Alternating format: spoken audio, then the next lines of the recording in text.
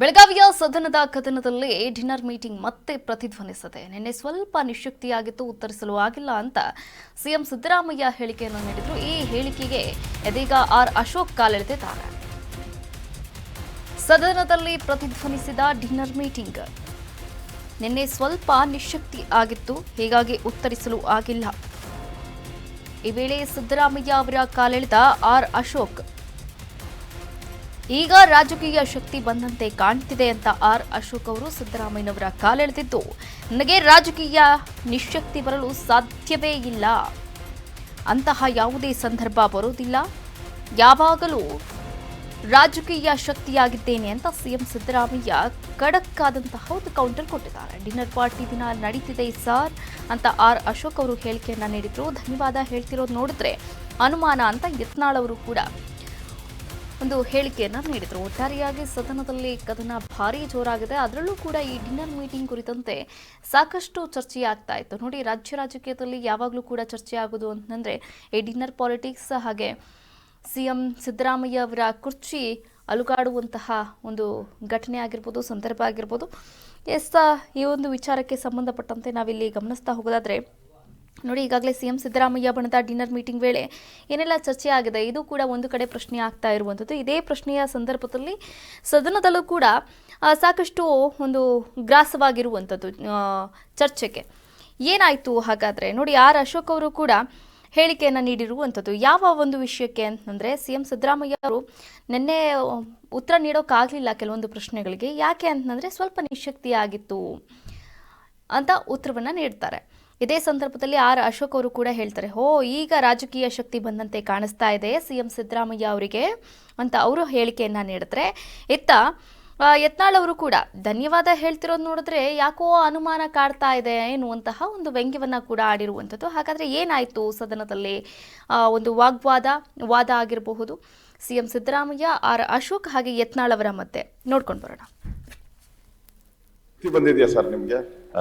ಶಕ್ತಿ ಬಂದಿದೆ ತಾನೇ? ಈಗ ಮಾತಾಡ್ಬೇಕು, 2 ಗಂಟೆ ಮಾತಾಡ್ತೀನಿ ಅಂತ ಹೇಳಿದ್ರೆ ಶಕ್ತಿ ಬಂದಿದೆ. ನನ್ಗನ್ಸುತ್ತೆ ನಿಮ್ಗೆ ರಾಜಕೀಯವಾಗೂ ಶಕ್ತಿ ಬಂದಿದೆ ಅಂತ ನನ್ಗೆ ಅನ್ಸಿದೆ. ಈಗ ರಾಜಕೀಯವಾಗೂ ಶಕ್ತಿ ಬಂದಿದೆ, ನಿಶಕ್ತಿ ಹೋಗಿದೆ ಅಂತ ಅನ್ಸಿದೆ. ಆಯ್ತು, ನಿಮ್ಮ ಕಳೆ ನೋಡ್ತಾ ಇದ್ರೆ. ಮೊನ್ನೆ 4 ದಿನ ಸ್ವಲ್ಪ ಯಾಕೋ ಸಪ್ಪಗಿತ್ತು, ನನ್ಗೇನೋ ರಾಜಕೀಯ ನಿಶಕ್ತಿ ಅನ್ಕೊಂಡಿದ್ದೆ. ಇವತ್ತು ಶಕ್ತಿ ಬಂದಂಗೆ ಕಾಣ್ತಾ ಇದೆ. ಶಕ್ತಿ ಉತ್ತರ ಕರ್ನಾಟಕ ಕಡೆ ತೋರಿಸ್ಬಿಟ್ಟು ಶಕ್ತಿಗಳು ಬಿಡುಗಡೆ ಮಾಡಿ ಸಾಧ್ಯನೇ ಇಲ್ಲ. ರಾಜಕೀಯ ನಿಶಕ್ತಿ ಇದೆಯಲ್ಲ, ಅದು ಬರ್ಲಿಕ್ಕೆ ಸಾಧ್ಯನೇ ಇಲ್ಲ. ಅಂತ ಅವಕಾಶನೂ ಇಲ್ಲ, ಮತ್ತೆ ಅಂತ ಸಂದರ್ಭಗಳು ಬರೋದೂ ಇಲ್ಲ. ರಾಜಕೀಯ ನಿಶಕ್ತಿ ಇಲ್ಲವೇ ಇಲ್ಲ. ಶಾರೀರಿಕವಾದಂತ ನಿಶಕ್ತಿಗಳು ಇರ್ತವೆ sir. Daily dinner party daily ನಡೀತಾ ಇದೆ ಸರ್. ಮಾನ್ಯ ಅಧ್ಯಕ್ಷ, ಇತ್ತೀಚೆಗೆ ನೀವು ರಾಜಕೀಯವಾಗಿ ನಿಶಕ್ತಿಯಾಗಿದ್ದೀರಿ ಅಂತ ಸಾರ್ವಜನಿಕ ಚರ್ಚೆ ಇರೋದು.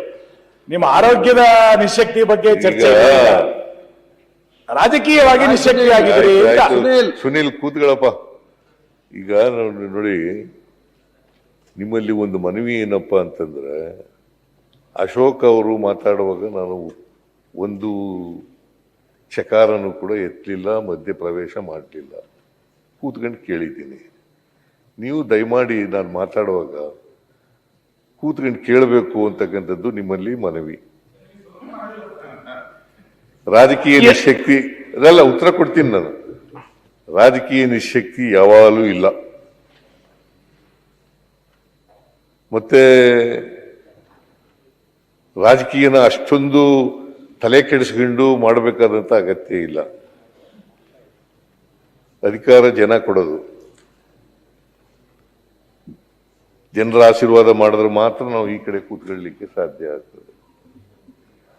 ಜನ ಆಶೀರ್ವಾದ ಮಾಡಿದ್ರೆ ಆ ಕಡೆ ಕೂತ್ಕೋಬೇಕಾಗುತ್ತೆ. ಅಂತಿಮವಾಗಿ ಪ್ರಜಾಪ್ರಭುತ್ವದ ವ್ಯವಸ್ಥೆಯಲ್ಲಿ ಜನರೇ ಮಾಲೀಕರಲ್ವಾ, ಅವರೇ ಪ್ರಭುಗಳು. ಅವ್ರು ಏನು ಹೇಳ್ತಾರೆ ಹಂಗೆ ಮಾಡಬೇಕು. ನಾವು ಐಡಿಯಾಲಜಿ ಏನೇ ಹೇಳಿದ್ರು ಕೂಡ, ಕಾರ್ಯಕ್ರಮಗಳಲ್ಲಿ ಏನೇ ಹೇಳಿದ್ರು ಕೂಡ ಜನಗಳ ಮುಂದೆ ಅಂತಿಮವಾಗಿ ತೀರ್ಪಡೋರು ಯಾರು?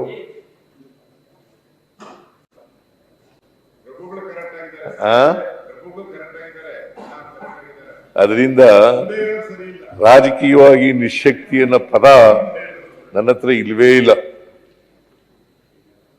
ರಾಜಕೀಯವಾಗಿ ನಿಶಕ್ತಿ ಯಾವಾಗಲೂ ಕೂಡ ಇಲ್ಲ, ಮುಂದೇನೂ ಕೂಡ ಇರೋದಿಲ್ಲ, ಹಿಂದೇನೂ ಕೂಡ ಇಲ್ಲ, ಈಗಲೂ ಕೂಡ ಇಲ್ಲ. ನೀವೇನ ಆ ಥರ ತಿಳ್ಕೊಂಡಿದ್ರೆ ಅದು ತಪ್ಪು ಮಾಹಿತಿ. ಯತ್ನಾಳ್ ಅವರೇ, ಮುಖ್ಯಮಂತ್ರಿಗಳು 5 ವರ್ಷ ಪೂರ್ತಿ ಚರ್ಚೆ ಬಗ್ಗೆ ಉತ್ತರ ಬೇಡವಾ?